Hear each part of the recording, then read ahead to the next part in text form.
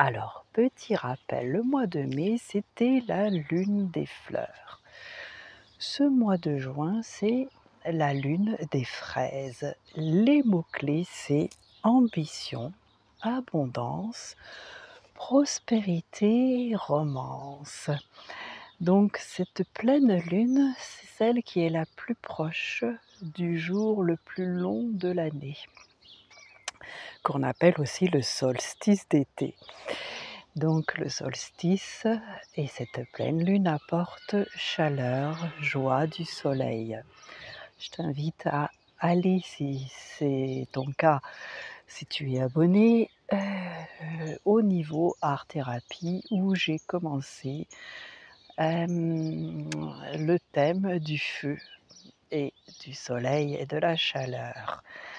Ce qu'il y a, c'est que avec ce jour le plus long, c'est aussi l'obscurité qui revient, puisque dès le solstice d'été, les journées commencent à raccourcir. Et oui, nous attendons avec impatience toutes ces journées chaudes. Dans de nombreux pays européens, il y a ce qui s'appelle la Saint-Jean, qui est fêtée le 24 juin. Et c'est, des traditions un peu similaires aux fêtes du mois de mai avec, l'allumage d'un feu, des danses et cetera. Et ça c'est décoré avec des fleurs. Les fleurs sont importantes, au mois de mai. Alors que juin, eh bien, c'est la meilleure période pour la cueillette des fraises, d'où lune des fraises. Cette pleine lune, elle est associée à la douceur de la fraise justement et elle nous encourage à trouver tout ce qu'il y a de bon dans nos vies et tout ce qu'il y a de bon justement dans ce qui nous tourmente dans nos vies.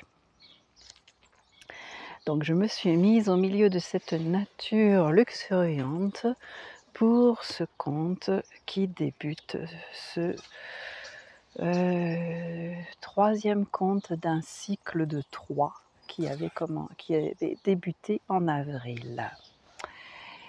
Mais qui, contrairement à, toi qui es abonné et qui est attentif au conte La magie de la sorcière, la magie du bois joli, je me souviens plus trop comment s'appelait le titre de ce conte qui était par épisode, feuilletonnant.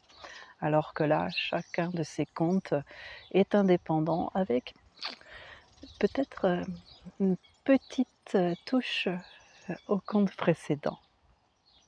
Je commence. Marie la sculptrice se souvient.